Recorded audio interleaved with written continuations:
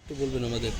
জায়গা জায়গায় যেভাবে ধর্ষণ হচ্ছে এবং বলাৎকার হচ্ছে, এটা কারা করতেছে? এটা আপনারা মিডিয়া জগতে দেখেন, ফেসবুকটা খুললেই দেখি বলাৎকার হচ্ছে, ধর্ষণ করতেছে।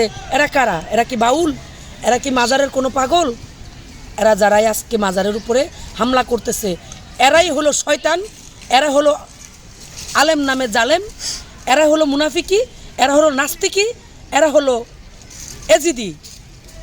এরা কখনো কারো ভালো চায় নাই, আমার নবীরও ভালো চায় না, আমাদের ভালো চাবে না।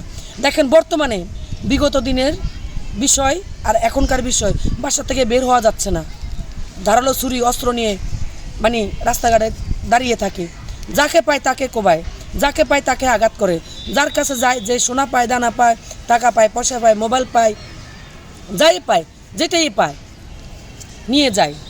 তাহলে আমাদের জীবনের নিরাপত্তাটা কি? আমরা তো এইভাবে বাসার থেকে বেরোতেও পারতেছি না। রাত্র 8টার পর থেকে বাসার থেকে বেরোতে গেলে মনে হচ্ছে যে নিজের জীবনটা নিজের হাতে নিয়ে বের হতে হচ্ছে।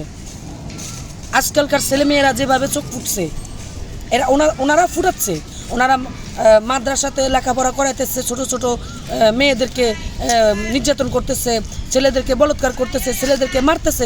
এটা তো ইসলাম নয়। ইসলাম হলো শান্তি। ইসলাম বলা হয়েছে শান্তি।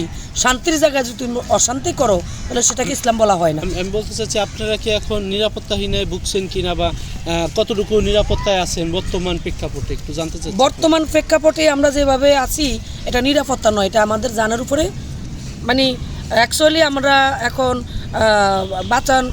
মানে বাসা থেকে বের হতে গেলে মনে হচ্ছে যে জীবনটা হাতের তালুতে নিয়ে বেরোতে হয়, যে বের হব, বাসায় ফিরতে পারবো কিনা, এই পরিস্থিতিতে আমরা আছি। বিগত দিনে এসব ছিল না, এখন বর্তমানে এগুলো আমরা ফেস করতেছি। এখন কি আতঙ্কে দিন কাটাতে হচ্ছে নাকি? আতঙ্কে দিন কাটাতে হতেছে। আগে জানলা খুলে ঘুমাইতে পারতাম, দরজা খুলে ঘুমাইতে পারতাম, এখন জানলাও খুলতে পারি না, দরজাও খুলে বের হতে পারতেছি না। তাহলে এটা কোন দেশ? এটা কি বাংলাদেশ? এটা কি স্বাধীন দেশ? দুইবার স্বাধীন করলো এই বাংলাদেশে। স্বাধীন করে কি স্বাধীন করলো? এই স্বাধীন কিসের স্বাধীন? যে স্বাধীন আমার দেশে আমার স্বাধীনতা নাই, এটা কিসের স্বাধীন? আসলে নতুন বাংলাদেশে নাকি মানুষ ভালো আছে? কোথায় ভালো আছে? আপনার দ্রব্যমূল্যের দাম বেড়েছে, আপনার গরিব দুঃখী যারা, যেটা নিয়ে মানুষে কর্ম করে, একটা রিস্কওয়ালা যদি 500 টাকা পায়, 500 টাকা দিয়ে সবজি কিনতে পারে না, চাউল কিনবে কি দিয়ে? তার সংসারে 4-5 জন সন্তান, সে সন্তানকে খাওয়াবে না বাবা মাকে খাওয়াবে? যেভাবে দ্রব্যমূল্যের দাম বাড়ছে, যেভাবে দেশের পরিস্থিতি খারাপ হচ্ছে, যেভাবে খুন খারাপি হচ্ছে, এতে তো মানুষের ইনকাম তো দূরের কথা, ঘর থেকে তো বেরোতে পারতেছে না, আতঙ্কে মানুষের দিন কাটাচ্ছে। আগেই ভালো ছিলেন নাকি? আগে ভালো ছিলাম আমরা, কারণ মানুষ তো হুচুকে বাঙালি, কথায় বলে না, মানুষ হুচুকে বাঙালি। বাঙালিরা যদি লবণ যদি একটু কম হয়, লবণ হয়েছে, কিন্তু লবণের মজাটা কোথায়, স্বাদটা কোথায়?